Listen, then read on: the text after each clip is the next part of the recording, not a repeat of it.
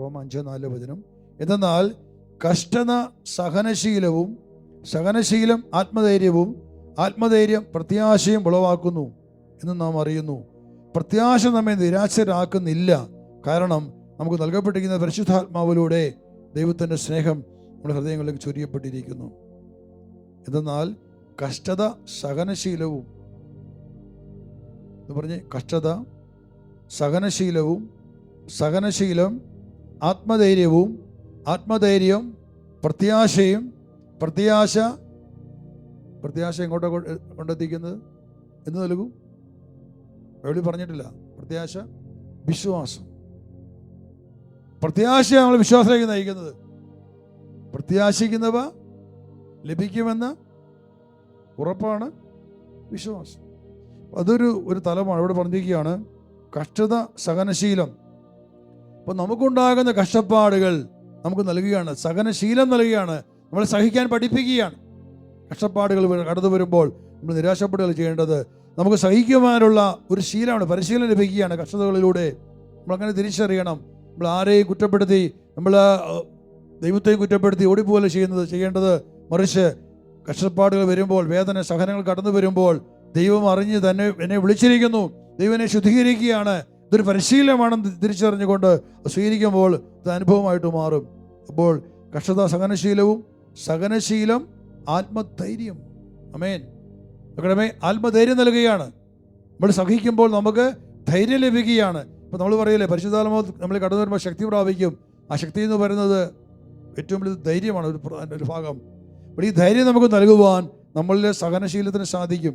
ആത്മധൈര്യം പ്രത്യാശയും നൽകുന്നു.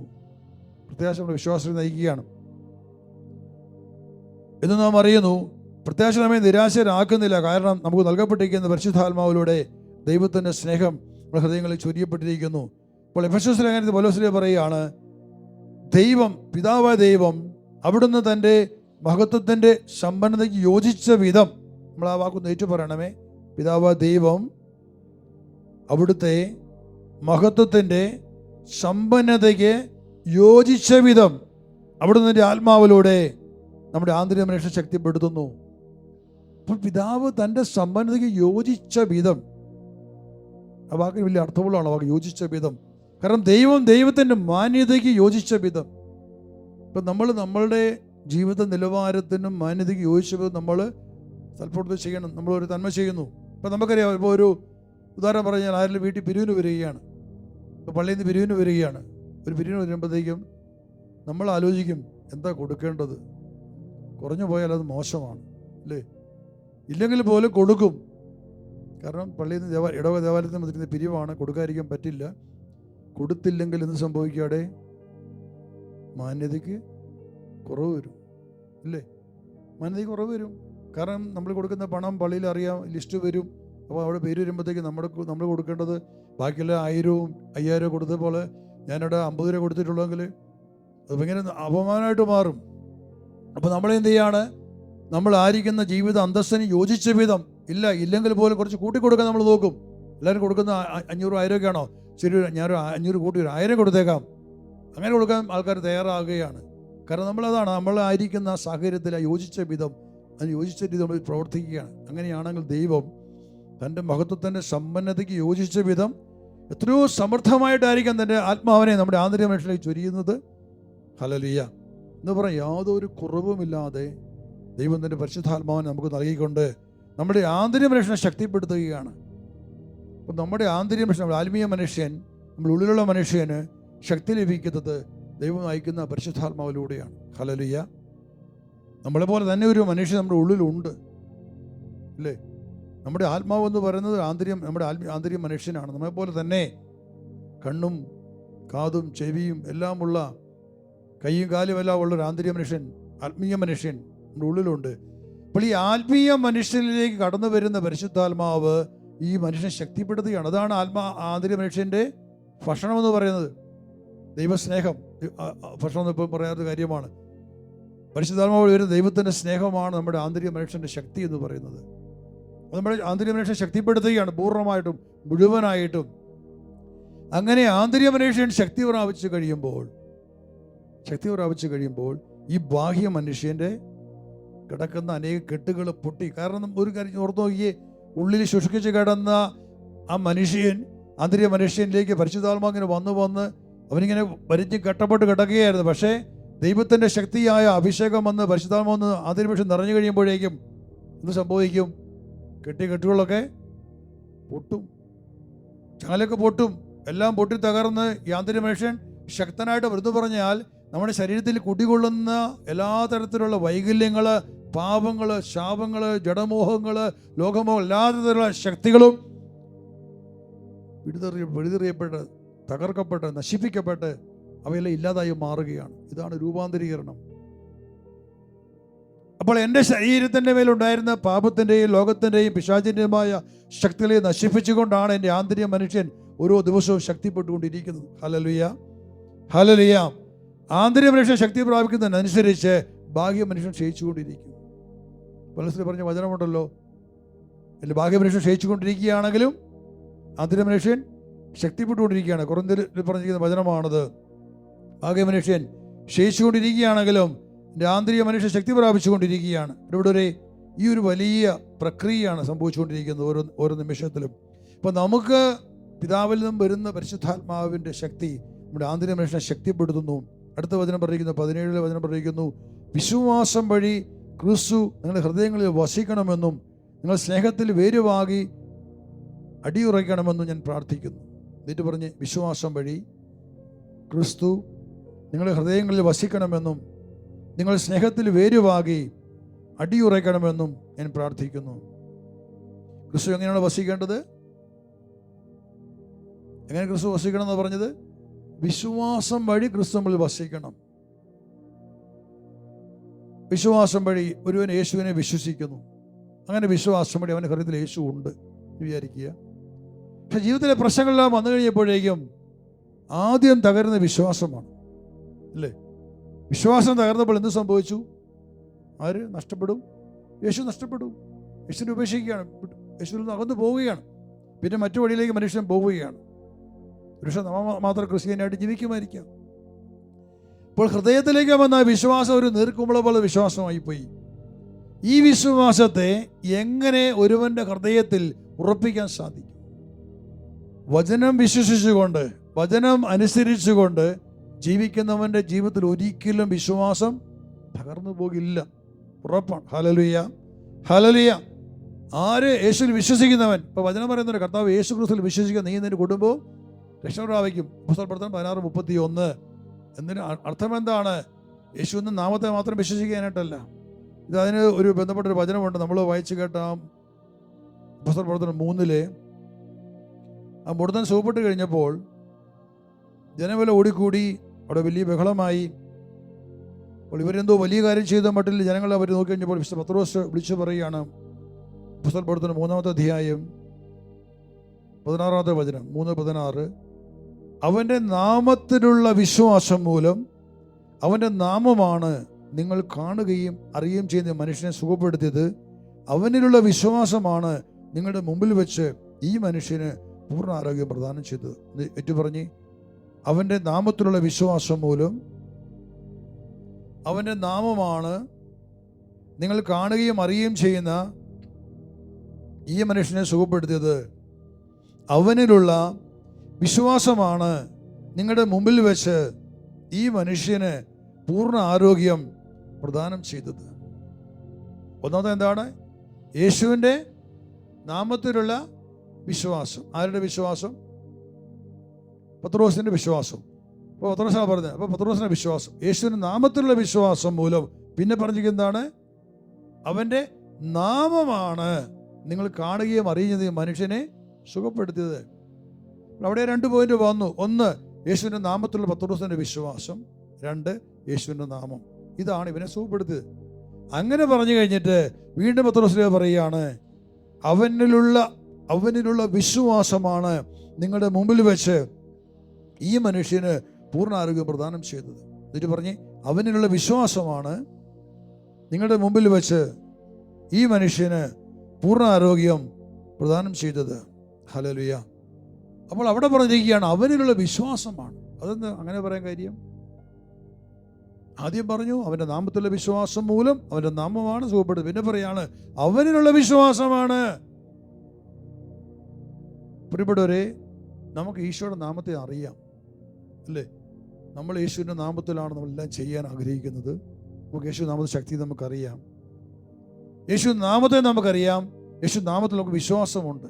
ശരിയല്ലേ? രണ്ടും നമുക്കുണ്ട്. യേശുവിന് വിശ്വാസമുണ്ടോ? പത്രോസ് പറഞ്ഞ മൂന്നാം തലമാണ് അവനുള്ള വിശ്വാസം. യേശുവിൽ നമുക്ക് വിശ്വാസമുണ്ടോ? ഈ യേശുവിലുള്ള വിശ്വാസം നമുക്ക് എങ്ങനെ ഉണ്ടാക്കിയെടുക്കാൻ പറ്റും? യേശു നാമത്തിൽ വിശ്വാസമുണ്ട്, യേശു നാമത്തിൻ്റെ ശക്തിയെ നമുക്കറിയാം. യേശുവിൻ്റെ നാമത്തിൽ രോഗികളെ സുഖപ്പെടുത്തുന്നു, പിശാചുകളെ പുറത്താക്കുന്നു, ഒക്കെ നമ്മൾ ചെയ്യുന്നു. പക്ഷെ നമുക്ക് യേശുവിൽ വിശ്വാസമുണ്ട്. പത്രോസ് പറഞ്ഞു അവനിലുള്ള വിശ്വാസമാണ് ഇവനെ സുഖപ്പെടുത്താൻ പറഞ്ഞു. അവനുള്ള വിശ്വാസം, ഈശ്വരുള്ള വിശ്വാസം. അപ്പോൾ നമുക്ക് വാസ്തവത്തിൽ ഇല്ലാത്തൊരവസ്ഥ അതാണ്. നമുക്ക് ഈശ്വര വിശ്വാസം ഇല്ല. വിശ്വാസം വളരുന്നത് സ്നേഹത്തിലാണ്. സ്നേഹം വർദ്ധിക്കുമ്പോൾ വിശ്വാസം വർദ്ധിക്കും, വിശ്വാസം വർദ്ധിക്കുമ്പോൾ സ്നേഹം വർദ്ധിക്കും. ഹല്ലേലൂയ. ഇത് രണ്ടും എപ്പോഴും കൂടിച്ചേർന്ന് പോകുന്നതാണ്. അപ്പോൾ കർത്താവിൻ്റെ വചനം യോഹന്നാൻ 14:21 ഈശോയുടെ വചനം, എന്നെ സ്നേഹിക്കുന്നവൻ എൻ്റെ വചനം പാലിക്കും. അപ്പോൾ എൻ്റെ പിതാവ് എന്നെ സ്നേഹിക്കുകയും ഞങ്ങൾ അവനിൽ വന്ന് ഒരു വാസം ഉറപ്പിക്കുകയും ചെയ്യും. ഈശോ പറയും എന്നെ സ്നേഹിക്കുന്ന എൻ്റെ വചനം പാലിക്കും. അപ്പോൾ ഈശോയുടെ സ്നേഹം അത് ഇപ്പോഴും അളക്കപ്പെടുന്നത് എവിടെയാണ്? എത്രമാത്രം ഞാൻ വചനം അനുസരിക്കുന്നുണ്ട്. ആ സ്നേഹമുണ്ട് എങ്കിൽ വിശ്വാസം ഉണ്ടാകും. മനസ്സിലാക്കണം, ഈശോയെ സ്നേഹിക്കുന്നവൻ എന്ത് ചെയ്യണമെന്ന് പറഞ്ഞത്? വചനം അനുസരിക്കണം. അപ്പോൾ അവന് വചനം ഉണ്ടാകണം. വചനം അനുസരിക്കുന്നു പറഞ്ഞാൽ വചനയുടെ മാംസം ധരിക്കപ്പെടുകയാണ്. അപ്പോൾ വചനമെന്ന അടിസ്ഥാനം അവൻ്റെ ഹൃദയത്തിലുണ്ട്. അവിടെ യേശു ഉണ്ട്. മാംസം ധരിക്കപ്പെട്ട വചനം ഉള്ളിടത്ത് ഈശോ ഉണ്ട്. വചനം അനുസരിക്കുന്നു, വിശ്വസിക്കുന്നു, അത് മാംസം ധരിക്കപ്പെട്ടു, അവിടെ ഈശോ ഉണ്ട്. അപ്പോൾ അങ്ങനെ യേശുവിനെ സ്നേഹിക്കുന്നത് കൊണ്ടാണ് ഒരുവൻ്റെ ഹൃദയത്തിൽ ഈശോ വസിക്കുന്നത്, അതിനകത്ത് മാംസം ധരിപ്പിക്കപ്പെട്ടത്. അപ്പോൾ യേശുവിൻ്റെ സ്നേഹം അവിടെ ഉള്ളപ്പോൾ, ഈശോയുടെ സ്നേഹം വ്യക്തിയിൽ ഉള്ളപ്പോൾ സ്വാഭാവികമായിട്ടും യേശുവിലുള്ള വിശ്വാസം വർദ്ധിക്കും. ഈ മൂന്ന് തലങ്ങൾ. പക്ഷെ ഇതിനെ രണ്ടിനെയും വളർത്തിയെടുക്കുന്നതാണ് വചനമാണ്. വചനം അനുസരിച്ച് യേശു ഉള്ളിലുണ്ടെന്ന് ഉറപ്പാക്കുക. ഈശോ പറയും എന്നെ സ്നേഹിക്കുന്നവന് എൻ്റെ വചനം പാലിക്കും.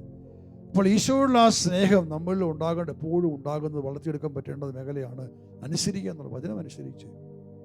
അപ്പോൾ നിങ്ങൾ വചനം അനുസരിക്കുന്നവരാണ്. പക്ഷെ നമുക്ക് ബോധ്യം ഉണ്ടാകണം, ഇതാ ഞാൻ വചനം അനുസരിച്ച് സ്നേഹിക്കുമ്പോൾ യേശുവിൽ ഞാൻ വിശ്വസിക്കുക, പൂർണ്ണമായിട്ടും വിശ്വസിക്കുക. അപ്പോൾ അവിടെ ദൈവം പലപ്പോഴും നമ്മളെ അളന്നു നോക്കിയിട്ടുണ്ട്. നമ്മുടെ വിശ്വാസത്തിൻ്റെ ആഴം എത്രമാത്രം ഉണ്ടെന്ന് പലപ്പോഴും പരിശോധിക്കപ്പെട്ടിട്ടുണ്ട്. പ്രശ്നങ്ങൾ കടന്നു വരുമ്പോൾ നമ്മൾ എത്രമാത്രം നമ്മൾ കർത്താവിൽ പ്രത്യാശ വയ്ക്കുന്നു, എത്രമാത്രം നമ്മൾ ദൈവത്തിൽ ആശ്രയിക്കുന്നു. ദൈവം നോക്കും എപ്പോഴും. ഒരു പ്രശ്നം വരുമ്പോൾ, അപ്പോൾ നിങ്ങൾക്കൊരു പ്രശ്നം വന്നു കഴിയുമ്പോൾ നിങ്ങളെന്താ സാധാരണ ചെയ്യുന്നറിയാമോ? നിങ്ങൾ പെട്ടെന്ന് മൊബൈൽ ഫോൺ എടുത്തിട്ട് ആരിൽ വിളിച്ചു പറയും ഇങ്ങനെ പ്രശ്നം പ്രാർത്ഥിക്കാൻ കേട്ടോ. എല്ലാ മനുഷ്യൻ്റെ അവസ്ഥയാണ്. നിസ്സാര കാര്യങ്ങൾക്ക് പോലും ഞാൻ ചില പോകാറുണ്ട്. ഇപ്പോൾ എൻ്റെ ഫോണിൽ വരുന്ന സന്ദേശങ്ങൾ മനുഷ്യർക്ക് തന്നെ ഇരുന്ന് പ്രാർത്ഥിച്ചെടുക്കാൻ പറ്റുന്ന കാര്യങ്ങളേ ഉള്ളൂ. അപ്പം ഞാൻ ദൈവമേ, ഒരു വശത്ത് മനുഷ്യൻ മരണത്തോട് മല്ലടിച്ചുകൊണ്ട് എത്രയോ പേര് ഓരോ പ്രശ്നത്തോട് നിലവിളിക്കുമ്പോൾ ഈ നിസ്സാര കാര്യങ്ങൾക്ക് പോലും ബ്രദറെ പ്രാർത്ഥിക്കണം പറയും മെസ്സേജ് വരികയാണ്. എന്തുകൊണ്ടാണ് അങ്ങനെ വിടുന്നത് അറിയാമോ? അവർക്ക് വിശ്വാസമില്ല, പ്രത്യാശയൊന്നുമില്ല, അവർ ക്രിസ്തുവിനെ അറിഞ്ഞുകൂടാ. അപ്പോൾ നമ്മൾ ചെയ്യേണ്ട ഒരു കാര്യം, ഒരു പ്രശ്നം വരുമ്പോഴത്തേക്ക് ഉടനെ ഫോൺ എടുത്ത് വിളിച്ച് അടുത്തയാളെ വിളിച്ച് പറയുകയല്ല ചെയ്യേണ്ടത്. കർത്താവിന് മുമ്പ് ചെന്നതുകൊണ്ട് കണ്ണീരോടെ നിലവിളിച്ച് ദൈവം നീ ഇടപെട്ടിട്ട് പറ്റൂ കർത്താവേ, കർത്താവിനെ കൊണ്ട് ചെയ്യിപ്പിക്കുമ്പോൾ, കർത്താവ് ചെയ്ത് കഴിയുമ്പോൾ എൻ്റെ വിശ്വാസത്തോടെ വർദ്ധിക്കുകയാണ്. ഹല്ലേലൂയ.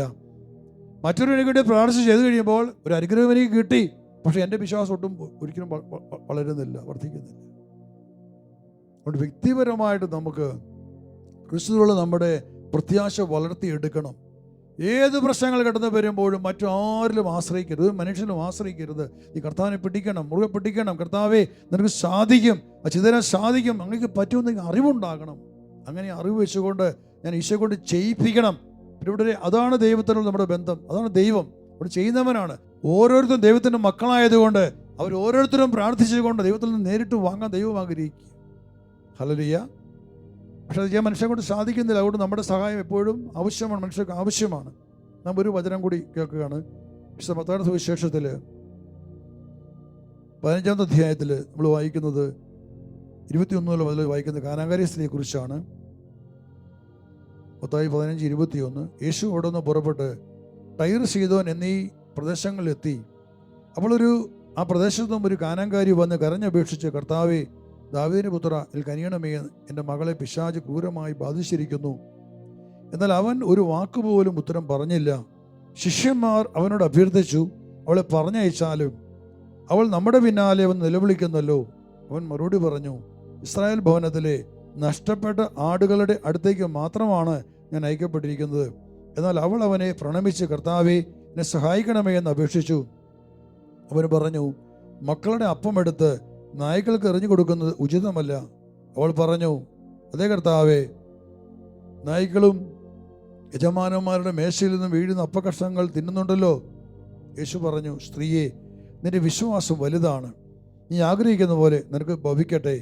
ആ സമയം മുതൽ അവളുടെ പുത്രി സൗഖ്യമുള്ളവളായി.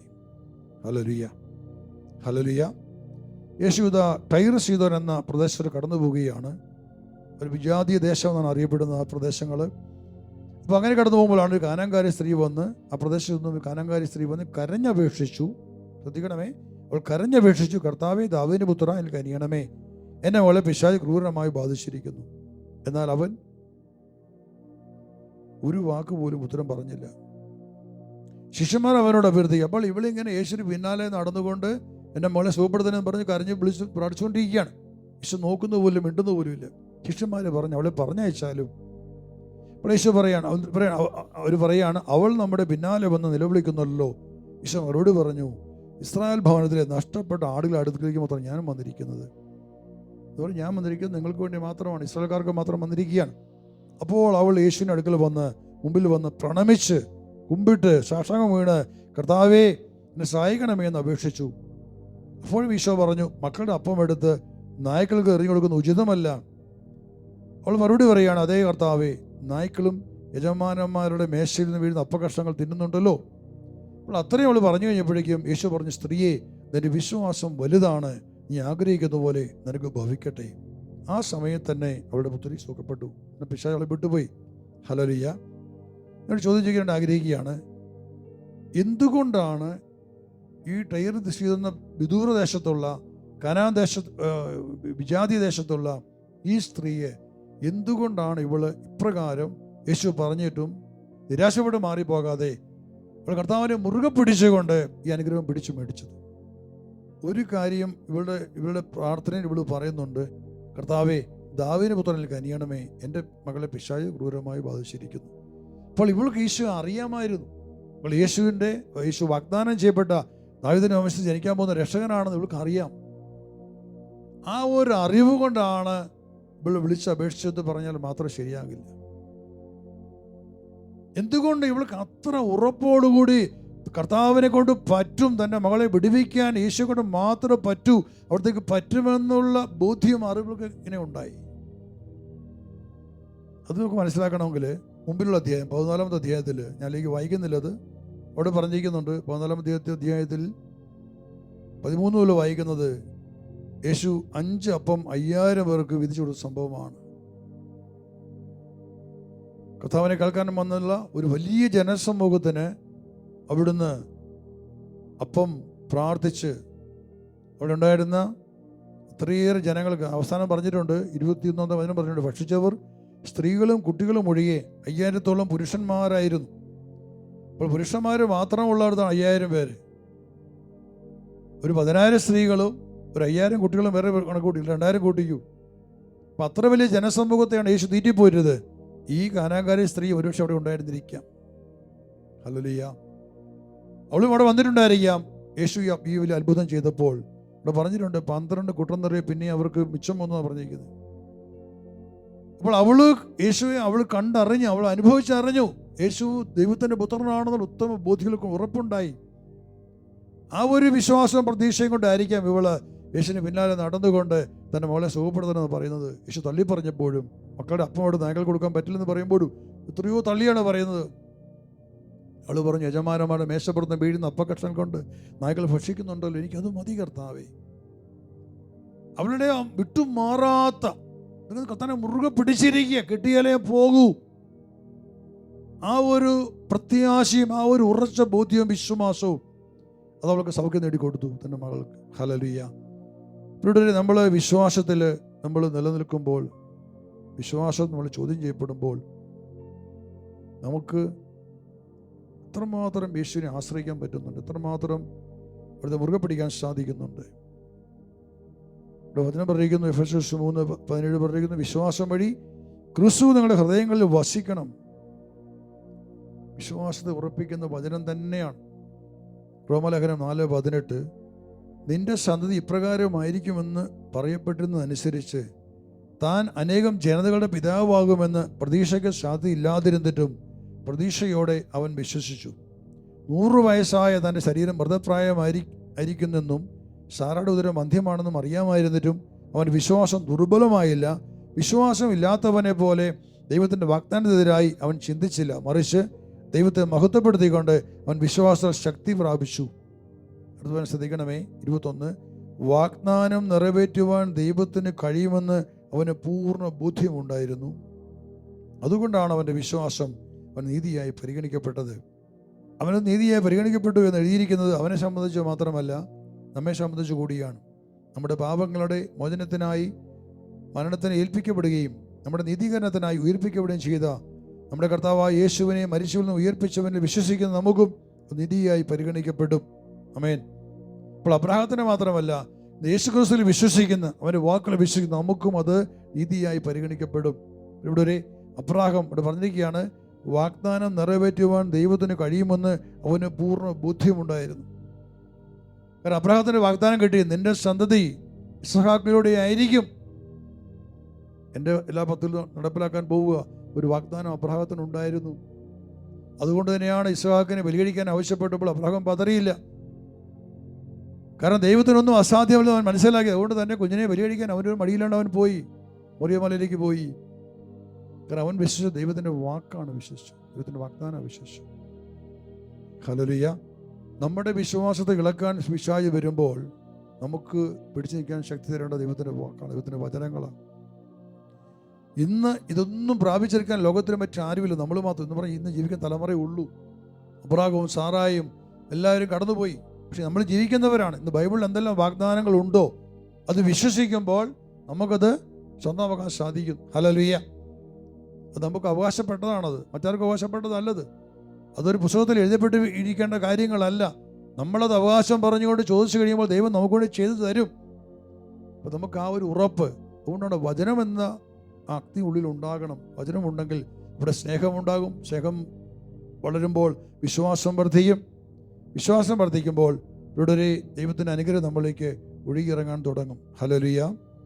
അവസാനമായി, അപ്പോൾ വിശ്വാസം വഴി ക്രിസ്തു നമ്മളുടെ ഹൃദയങ്ങളിൽ വസിക്കണം. നിങ്ങൾ സ്നേഹത്തിൽ വേരുവാകി അടിയുറയ്ക്കണം. സ്നേഹം വേരുവാകണമെങ്കിൽ വചനം വേണം. വചനം വേര് പിടിക്കുമ്പോഴാണ് സ്നേഹം ഉണ്ടാകുന്നത്. കാരണം ദൈവത്തിൻ്റെ വചനം എല്ലാത്തിനും അടിസ്ഥാനം. അപ്പോൾ ദൈവത്തിൻ്റെ വചനത്തെ ഹൃദയത്തിൽ നമ്മൾ വേരുപിടിപ്പിക്കുക എന്ന് പറഞ്ഞാൽ വചനം എന്ന വിത്തിനെ കിളിർക്കാൻ അനുവദിക്കുക. അത് വളർന്നു വരുമ്പോൾ സ്വാഭാവികമായും അത് പരിശുദ്ധാത്മാവായതുകൊണ്ട്, ആത്മാവും ജീവനുമായ വചനമായതുകൊണ്ട് നമുക്ക് ദൈവത്തോടുള്ള സ്നേഹം വർദ്ധിക്കുകയാണ്. അപ്പോൾ അങ്ങനെ ക്രിസ്തുവുമായിട്ടൊരു സ്നേഹം നമുക്കുണ്ടാകണം. വചനത്തിലൂടെയും ഒരു സ്നേഹം, ഒപ്പം തന്നെ നമ്മുടെ പ്രാർത്ഥനാ ജീവിതം, വ്യക്തിപരമായ പ്രാർത്ഥന നമുക്കുണ്ടാകണം. എല്ലാ ദിവസവും ഒരു സമയത്ത് പ്രധാന മുമ്പിൽ ഇരുന്നു കൊണ്ട് നമ്മൾ യേശുവിനോട് നമ്മൾ സംസാരിക്കണം. നമ്മൾ കണ്ടെത്തണം, സമയം കണ്ടെത്തണം. വ്യക്തിപരമായിട്ട് പ്രഭാതത്തിൽ നമ്മൾ ഇരുന്ന് കർത്താവിനോട് നമ്മൾ സംസാരിക്കണം. വ്യക്തിപരമായ പ്രാർത്ഥന എന്ന് പറയുമ്പോൾ പലരും വിചാരിക്കും ഒന്നുകിൽ ബൈബിൾ കൊണ്ട് വായിച്ചു തീർക്കുക, അല്ലെങ്കിൽ കൊന്ത ചൊല്ലിക്കൊണ്ടിരിക്കുക. അതിലെല്ലാം അപ്പുറത്ത് വ്യക്തി ബന്ധം ഉണ്ടാകണം. നമുക്ക് ദൈവത്തെ സ്തുതിക്കാം, നമുക്ക് ആരാധിക്കാം, നമുക്ക് മഹത്വപ്പെടുത്തൊക്കെ പ്രാർത്ഥന ഭാഗങ്ങളാണ്. ആ കൂട്ടത്തിൽ നമുക്ക് സംസാരിക്കാൻ സാധിക്കണം. നമ്മൾ വസിക്കുന്ന പരിശുദ്ധാത്മാവിനോട് അറ്റ്ലീസ്റ്റ് ചോദിക്കണം, എന്നിൽ വസിക്കുന്ന പരിശുദ്ധാത്മാവേ, അവിടുന്ന് എന്നിൽ സംതൃപ്തനാണോ? എന്നിൽ വസിക്കാൻ അവിടുത്തേക്ക് സന്തോഷമാണോ? നമുക്ക് ചോദിക്കാം. കാരണം നമ്മുടെ ഏറ്റവും വലിയ ബെസ്റ്റ് ഫ്രണ്ടാണ്, നമ്മൾ ഉള്ളിൽ വസിക്കുന്നവനാണ്. നമുക്കറിയാൻ നമുക്ക് അവകാശമുണ്ട്, ചോദിക്കാം.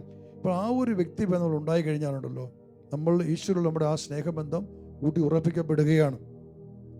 യേശു നാമത്തിൽ മാത്രം വിശ്വസിച്ചാൽ പോരാ, യേശുവിൽ നമുക്ക് വിശ്വാസം ഉണ്ടാകണം. അത് വചനത്തിലൂടെ. ഇല്ല എങ്കിൽ നമുക്ക് യേശു നാമത്തിൽ വിശ്വാസമുണ്ട്, പക്ഷെ നമുക്ക് ഈശ്വരുള്ള വിശ്വാസത്തിൽ വരുന്ന കുറവ് മൂലം ഒരു ശൂന്യതയോടെ ഉണ്ടാവുകയാണ്. സംഭവിക്കരുത്.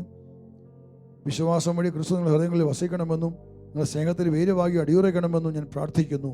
എല്ലാ വിശുദ്ധരോടുമൊപ്പം ക്രിസ്തുവിൻ്റെ സ്നേഹത്തിൻ്റെ നീളവും വീതിയും ഉയരവും ആഴവും ഗ്രഹിക്കുവാനും നിങ്ങൾക്ക് ശക്തി ലഭിക്കട്ടെ. അറിവിനെ അതിശയിക്കുന്ന ക്രിസ്തുവിൻ്റെ സ്നേഹം നിങ്ങൾ ഗ്രഹിക്കുവാനും അതുവഴി ദൈവത്തിൻ്റെ സമ്പൂർണ്ണതയാൽ നിങ്ങൾ പൂരിതരാകാനും ഇടയാകട്ടെ. അങ്ങനെ സംഭവിച്ചു കഴിയുമ്പോൾ വീണ്ടും പറയാണ്, അറിവിനെ അതിശയിക്കുന്ന ക്രിസ്തുവിൻ്റെ സ്നേഹം നിങ്ങൾ ഗ്രഹിക്കണം. എന്നിട്ട് പറഞ്ഞ്, അറിവിനെ അതിശയിക്കുന്ന ക്രിസ്തുവിൻ്റെ സ്നേഹം നിങ്ങൾ ഗ്രഹിക്കുവാനും അതുവഴി ദൈവത്തിൻ്റെ സമ്പൂർണ്ണതയാൽ നിങ്ങൾ പൂരിതരാകാനും ഇടയാകട്ടെ. അപ്പോൾ ആ ദൈവസ്നേഹത്തിൻ്റെ നിറവ് നമുക്ക് വന്നു കഴിയുമ്പോൾ അടുത്ത് സംഭവിക്കുകയാണ്, നമ്മൾ വസിക്കുന്ന പരിശുദ്ധാത്മാവിൻ്റെ ശക്തിയാൽ നാം ചോദിക്കുന്നതിലും ആഗ്രഹിക്കുന്നതിലും വളരെയേറെ കാര്യങ്ങളോട് ചെയ്തുകൊണ്ട് തന്നുകൊണ്ടിരിക്കും.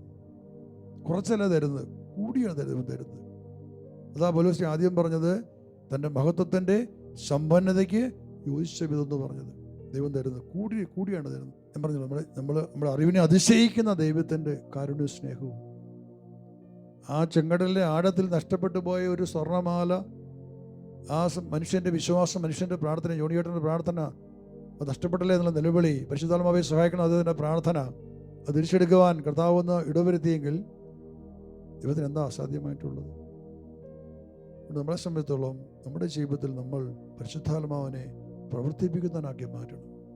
പരിശുദ്ധാത്മാവിന് വിശ്രമം കൊടുക്കാത്ത വണ്ണം എല്ലാ കാര്യവും നമ്മൾ സഹായം ചോദിക്കണം. എന്ത് കാര്യമാണ്, നിങ്ങളുടെ അടുക്കളപ്പണി കാര്യത്തിലോ, മക്കളുടെ കാര്യത്തിലോ, പഠിപ്പിക്കുന്ന കാര്യത്തിലോ, കൃഷി കാര്യത്തിലോ, ബിസിനസ്സിലോ, ഏത് തലങ്ങളാകട്ടെ, ഒറ്റ കാര്യമേ ഉള്ളൂ, നമ്മൾ സ്നേഹിക്കണം, വചനപ്രകാരം വിശുദ്ധമായിട്ട് ജീവിക്കണം. പരിശുദ്ധാത്മാവ് നമ്മളെ സഹായിച്ചുകൊണ്ടേയിരിക്കും. നമ്മൾ പ്രവർത്തിക്കുന്ന ശക്തിയാൽ നാം ചോദിക്കുന്നതിലും ആഗ്രഹിക്കുന്നതിലും വളരെ കൂടുതൽ ചെയ്തു സാധിക്കുന്ന അവിടത്തേക്ക് മഹത്വം ഉണ്ടാകട്ടെ. ആ മുടന്തൻ ഒന്നും പ്രതീക്ഷിച്ചില്ല. അയാൾ പ്രതീക്ഷിച്ചത് സൗഖ്യമല്ല, അയാൾ പ്രതീക്ഷിച്ചത്, ഒരുപക്ഷെ അയാൾ ആഗ്രഹിച്ചത് ഷെക്കലോ ദനാറയോ വെള്ളിത്തുട്ടുകളായിരിക്കാം. പക്ഷെ പത്രോസ് പറഞ്ഞു കഴിഞ്ഞപ്പോൾ, ഞങ്ങളുടെ നേരെ നോക്കുക, എന്തെങ്കിലും കിട്ടുമെന്ന് പ്രതീക്ഷിച്ചു. അവന് പ്രതീക്ഷിക്കാതെ ഒന്നും അവന് ലഭിച്ചു. ആഗ്രഹിച്ചതിലും പ്രതീക്ഷിച്ചതിലും ഉപരിയായിട്ട് അവനൊരു ദൈവമകനായിട്ട് മാറി, സുഖപ്പെട്ട് പരിശുദ്ധാത്മാവ് നിറയപ്പെട്ടവനായിട്ട് അവൻ മാറി, യേശുവിന് സാക്ഷിയായിട്ട് അവൻ മാറി. കർത്താവേ, ഞങ്ങളുടെ ജീവിതത്തിലും പ്രാർത്ഥിക്കുകയാണ്, ദൈവമേ, ഞങ്ങൾ വസിക്കുന്ന പരിശുദ്ധാത്മാവിനെ സ്നേഹിച്ച്, പരിശുദ്ധാത്മാവിനെ ശക്തിപ്പെടുത്തി, പരിശുദ്ധാത്മാവിനെ സംരക്ഷിച്ച് ഉണർത്തി, ഞങ്ങളുടെ കരങ്ങളിലൂടെ, ഞങ്ങളുടെ ജീവിതത്തിലെ സാഹചര്യങ്ങളിലൂടെ അത്ഭുതങ്ങൾ പ്രവർത്തിക്കുന്നതിനാക്കി മാറ്റുവാൻ നിങ്ങളെ സഹായിക്കണമേ. പ്രവർത്തിക്കുന്ന പരിശുദ്ധാത്മാവ്, ജീവിക്കുന്ന പരിശുദ്ധാത്മാവ് എല്ലാ ഹൃദയങ്ങളിലും ഉണരട്ടെ, ജ്വലിക്കട്ടെ. ദൈവാത്മാവിൻ്റെ വീര്യപ്രവൃത്തികൾ നിങ്ങളോട് സംഭവിക്കുമാറാകട്ടെ. ദൈവമേ, ഞങ്ങളുടെ ജീവിതത്തിൽ സംഭവിക്കുമാറാകട്ടെ. കയ്യിൽ ഉയർത്തി പിടിച്ച് തന്നെ സ്തുതിക്കട്ടെ. ഹല്ലേലൂയ, ഹല്ലേലൂയ. സ്തുതിക്കുന്നു, സ്തോത്രം, നന്ദി അങ്ങേക്ക് മഹത്വം.